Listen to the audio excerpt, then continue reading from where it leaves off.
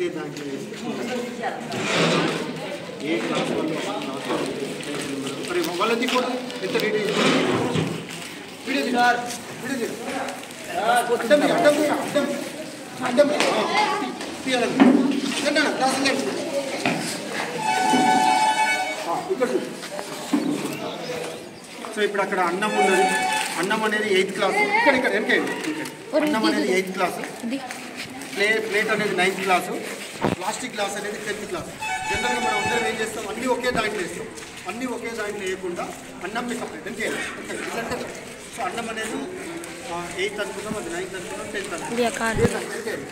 So దానికి separate చేస్తే మనం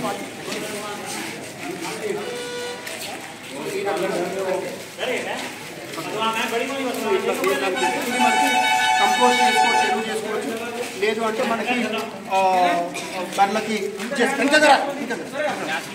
న్యాచురల్ కంపోస్ట్ చేసుకోవచ్చు. ఈ అట్టలు రీసైకిల్ చేసుకోవచ్చు. ఆ ప్లాస్టిక్ గ్లాసులను కూడా రీసైకిల్ చేసుకోవచ్చు. సో అట్లా ఆ రకంగా మనం చేసినట్లయితే పర్యావరణం మెయిన్. వాస్తవానికి అయితే ఈ ప్లేట్లలో తింటే క్యాన్సర్ కారకం, తినకూడదు. కానీ మనం తింటున్నాం. సరే, మన ఆరోగ్యం ఏమైనా ఏం లేదని నేల తల్లి ఆరోగ్యాన్ని మనం పాడు చేయకూడదు అంటే ఏం చేయాలి? ఈ పద్ధతిని ఏమంటారంటే RRR అంటారు. అంటే రీసైకిల్, రీయూజ్, రెడ్యూస్. సుమారుగా ఈరోజు 1000-1200 మంది భోజనం చేస్తే ఎంత నీట్గా ఉంది చూడండి. సుమారుగా ఒక 40-50 కిలోల అన్నం మనం ఉపయోగించగలిగాం.